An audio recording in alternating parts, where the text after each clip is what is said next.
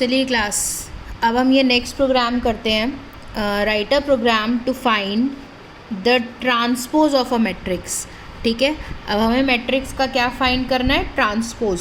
Transpose का मतलब आपको पता है, row change to column and column changes to row. इसमें मैंने क्या किया, मैंने दो मैट्रिक्स ली, एक ए नाम की एक बी नाम की। ए का ट्रांसपोज मैं किस में डालूंगी? बी में। ठीक है, ए मैट्रिक्स मैंने 10-10 की ली, बी मैट्रिक्स भी मैंने 10-10 की ली है। 10 मैंने मैक्सिमम साइज़ लिया है। अब मैं यूज़र से डायमेंशन एंटर करा रही हूँ, एंटर डायमेंशन लेस देन 10, आप ऐसे लिख सकते हो। ठीक है, ये मैक्सिमम आप लेके चले, जैसे आपने बबल और सिलेक्शन सॉर्ट में किया था। आपने साइज़ एंटर करा लिया। मान लीजिए यूज़र साइज़ जो है वो m क्रॉस n, तो यूज़र एक m की वैल्यू डालेगा, एक n की वैल्यू डालेगा, that is row and that is column. ठीक है, यूज़र से आपने एंटर की printf एरे वैल्यूज़ एंटर कराई। एरे वैल्यू एंटर कराने के लिए how many rows we have? m, how many columns we have? n। तो i को चलाया 0 से m तक, j को चलाया 0 से n तक, स्कैनf परसेंटाइल d %aij। तो आपने m चलाया, n तक के लिए चलाया और आपने सारे एलिमेंट्स यूज़र से ले लिए, जैसे अब तक आप लेते हुए आ रहे हैं। बस यहाँ पे नंबर ऑफ़ रोज़ m है और नंबर ऑफ़ कॉलम n है। आप इसी तरीके से स्कैन करेंगे। ठीक है, अब स्कैन जब हो जाएंगी तो स्कैन होने के बाद अब ये देखिए मैंने क्या किया, ए का ट्रांसपोज किस में डाल दिया? बी में डाल दिया। ये मैं आपको अब ड्राई रन करके दिखाऊंगी। मान लीजिए, कंसिडर करिए यूज़र ने डाला m की वैल्यू 2, n की वैल्यू 3। ठीक है, ये रहा मेरा 2D एरे। m 2 है तो मतलब 2 रो होंगी और 3 कॉलम होंगे।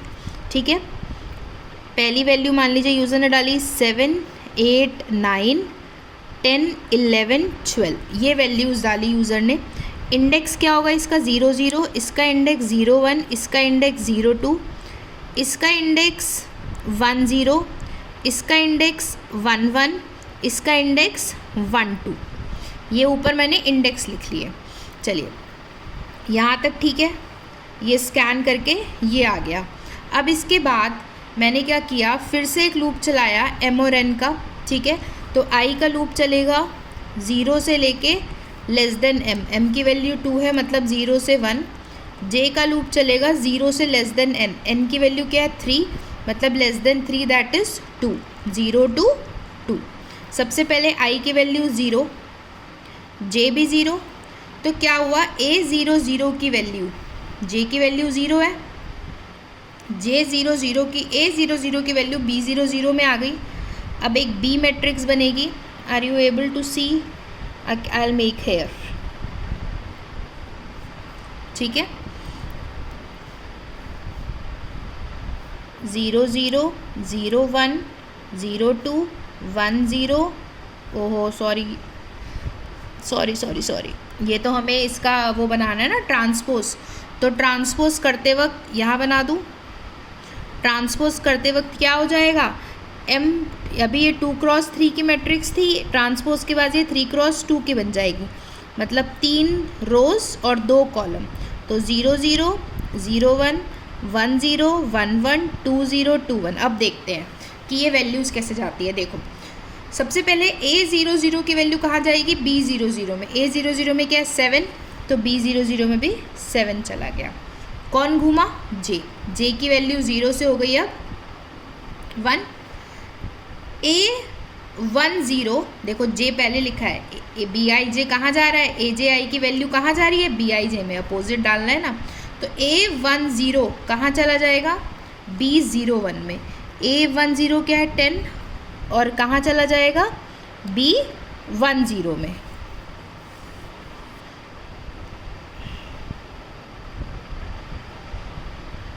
a, दिस इज 1 0, a 1 0 कहाँ चला जाएगा? b 0 1 में, तो यहाँ आ गया 10। ठीक है जी, अब फिर से j घूमा, j की वैल्यू हो गई 2। a 2 0 कहाँ चला जाएगा? b 0 2 में, a 2 0।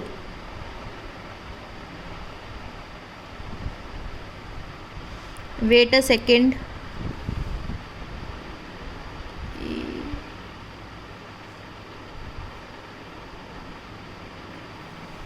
रुको, आप ऐसे लिखो इसको, बी जे आई में जाएगा ए आई जे, क्योंकि आई और जे के लिए तो वही कॉन्सेप्ट लगेगा ना, सॉरी हाँ, ऐसे लिखा जाएगा, ए आई जे बी जे आई में जाएगा। अब दोबारा से एक बार देख लीजिए, सॉरी हाँ, आई की वैल्यू जब सबसे पहले 0 होगी, ठीक है, तो जे 0 होगा अंदर आए, ठीक है, तो ए 0 0 कहाँ जाएगा, बी 0 0 में, तो ए 0 0 बी 0 0 में चला गया, 7 यहाँ था, 7 ही यहाँ चला गया।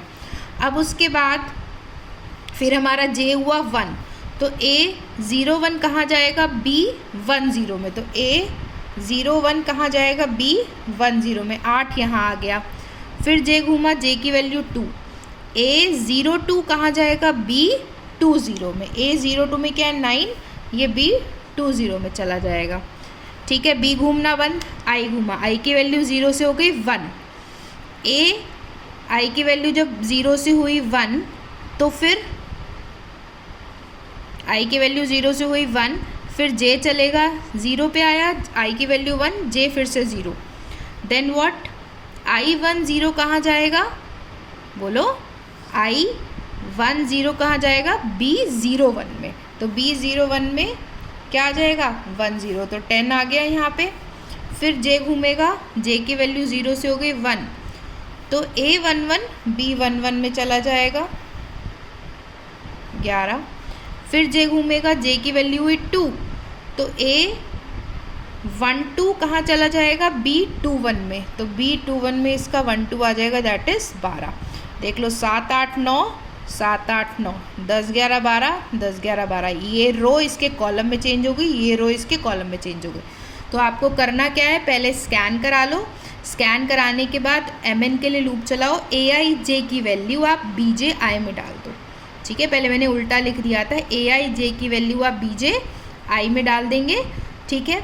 जब आप ये पूरा लूप घुमाते रहोगे तो बी मैट्रिक्स फिल हो जाएगा और आपका ट्रांसपोज आ जाएगा। फिर जब आपका ट्रांसपोज आया तब आपने क्या कर दिया, सिंपली आफ्टर ट्रांसपोज होने के बाद देखो, जब आपने ए मैट्रिक्स को ट्रांसपोज करके बी में डाल दिया, तो अगर ए आपकी mn थी तो बी आपकी nm बन जाएगी, ठीक है। तो जब आप ट्रांसपोज करने के लिए प्रिंट करोगे तो प्रिंट किसको करोगे, बी को, और बी की डायमेंशन क्या है nm, तो आपने इसलिए प्रिंट करने के लिए nm का लूप चलाया, क्योंकि अब रो कॉलम में चेंज हो गया, कॉलम रो में, तो आई n तक चलेगा, जे m तक चलेगा और बी आई जे को प्रिंट करते रहोगे। अच्छा, एक चीज़ याद रखना कि जब भी आप कोई मैट्रिक्स प्रिंट करते हो तो एक रो के बाद लाइन चेंज होती है ना, मैट्रिक्स ऐसे ही तो होती है 7 8 2 3 6 3, तो एक रो के बाद लाइन चेंज, तो इसीलिए मैंने क्या किया है कि जैसे ही जे की वैल्यू ख़त्म, लाइन चेंज, फिर आई घूमा, मतलब जैसे ही जे ख़त्म हो रहा है, आई जब नया आ रहा है तो लाइन मैंने चेंज कर दी प्रिंट करने के लिए, ठीक है, जिससे मैट्रिक्स जैसा प्रिंट होगा। आप ये प्रोग्राम रन करके देख सकते हैं। Is this clear? ट्रांसपोज समझ में आया? नेक्स्ट चलते हैं अब हम। देखो नेक्स्ट प्रोग्राम कह रहा है कि write a program to check whether the matrix is symmetric और नॉट।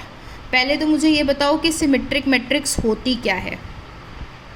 सिमेट्रिक का मतलब क्या होता है?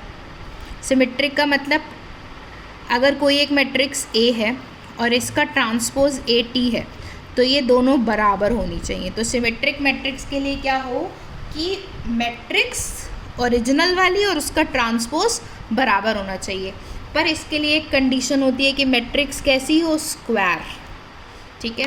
तो अब हम इसमें करेंगे क्या, जैसे मैंने पिछले वाले क्वेश्चन में ट्रांसपोज फाइंड आउट कराया था, तो आपने क्या करना है, जैसे ये पहले वाला क्वेश्चन है, आपने क्या करा, ए के मैट्रिक्स ली, ए मैट्रिक्स जिसका डायमेंशन mn थे, ए मैट्रिक्स ली, फिर आपने इस mn डायमेंशन की ए मैट्रिक्स को ट्रांसपोज कर दिया, किस में डाल दिया, बी में। तो अब ए का ट्रांसपोज किस में स्टोर हो गया, बी में, ठीक है जी। ट्रांसपोज आ गया, मैंने यहाँ लिखा हुआ है कि सेम इन सिमेट्रिक, सिमेट्रिक में यहाँ तक तो लिखना ही लिखना है, मतलब ट्रांसपोज तो फाइंड आउट करना ही है। जब आपने ट्रांसपोज फाइंड आउट कर लिया, तो ट्रांसपोज फाइंड आउट करने के लिए जब आपको पता था कि आपकी एक ए मैट्रिक्स जो पिछले वाले क्वेश्चन में मैंने ली वो m क्रॉस n की थी, पर आपको पता है सिमेट्रिसिटी के लिए कंसेप्ट क्या होता है, स्क्वायर। तो आप सिमेट्रिसिटी तभी चेक कर सकते हो जब m क्या हो, n के बराबर। तो सिमेट्रिसिटी का कंसेप्ट लगाने के लिए m n के बराबर होगी तब आप आगे चलेंगे, नहीं तो आप आगे चलेंगे ही नहीं। तो अगर if m double equal to n है, मतलब अगर मैट्रिक्स स्क्वायर है, तब हम चेक करेंगे सिमेट्रिसिटी। देखो सिमेट्रिसिटी चेक करनी हो या स्ट्रिंग में स्ट्रिंग में कंपैरिजन का प्रोग्राम हो या सिमेट्रिसिटी चेक करने का प्रोग्राम हो या फाइल आइडेंटिकल का प्रोग्राम हो, ये सारी चीज़ें ना सिमिलर है, तो इनके लिए सेम कंसेप्ट लगता है। मैं इसके लिए कंसेप्ट लगा रही हूँ, तो मैंने एक लूप चलाया i का 0 से m, j 0 से m।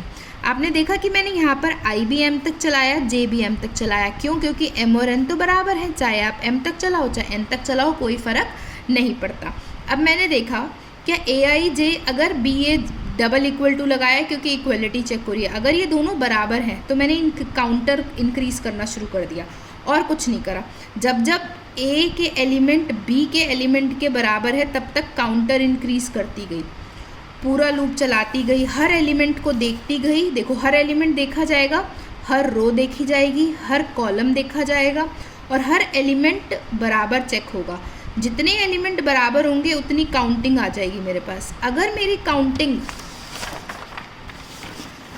Counting m cross n के बराबर है, मतलब अगर m नंबर ऑफ रोज़ है या n, या आप m क्रॉस n भी लिख सकते हो, आप m क्रॉस m भी लिख सकते हो, n क्रॉस n भी लिख सकते हो, क्योंकि mn तो बराबर है। तो अगर काउंटिंग आपकी m क्रॉस n के बराबर है तो क्या प्रिंट हो जाएगा? Symmetric, else not symmetric. तो ये हमारा सिमेट्रिसिटी का प्रोग्राम हो जाता है। जैसे अगर मैं इसका एक छोटा सा एग्जाम्पल लूँ, मान लीजिए मैंने एक मैट्रिक्स ली जिसमें m की वैल्यू 3 थी, n की वैल्यू 3 थी। ये मेरी एक A मैट्रिक्स थी, ठीक है। 0 0 0 1 0 2 1 0 1 1 1 2 2 0 2 1 2 2, ये तो हो गए सारे इंडेक्स। फिर मैं इसकी वैल्यू डालूँगी, वैल्यू डाली मैंने 7 8 9 10 16, 10 नहीं लेते यहाँ पर, 11 लेते हैं। 11 16 18 19 6 4, मान लीजिए ये वैल्यू है। इसका मैंने ट्रांसपोज फाइंड आउट कर लूँगी। ट्रांसपोज फाइंड आउट आपको मैंने करना सिखा दिया पुराने वाले क्वेश्चन से। आपने ट्रांसपोज फाइंड आउट किया, 7 8 9 यहाँ लिखा आ जाएगा, 11 16 18 यहाँ लिखा आ जाएगा, 19 6 4 यहाँ आ जाएगा। ये इसका ट्रांसपोज हो गया। अब आप क्या करोगे? इस एलिमेंट को इससे कंपेयर किया, बराबर। इस एलिमेंट को इससे कंपेयर किया, नॉट बराबर। इस एलिमेंट को इससे किया, नो बराबर, नो बराबर, बराबर, नो बराबर, नो बराबर, नो बराबर, बराबर। कितने एलिमेंट बराबर है? सिर्फ 3। तो अगर काउंटिंग m क्रॉस n के बराबर है, मतलब इस केस में काउंटिंग आनी चाहिए 9 के बराबर। अगर काउंटिंग 9 के बराबर है तब सिमेट्रिक। पर यहाँ तो कितने इक्वल थे? एक ये इक्वल है, एक ये इक्वल है और एक ये इक्वल है, तो 3 इक्वल थे बस। तो अगर 3 इक्वल है तो मैट्रिक्स सिमेट्रिक नहीं होगी। तो कंसेप्ट समझ में आया सिमेट्रिक मैट्रिक्स का? Symmetric matrix is important. ये सारे इम्पॉर्टेंट प्रोग्राम करा रही हूँ मैं, तो इसको ध्यान से करिएगा सिमेट्रिक मैट्रिक्स को, ठीक है। चलें आगे। अब हम अपने नेक्स्ट प्रोग्राम पर आते हैं।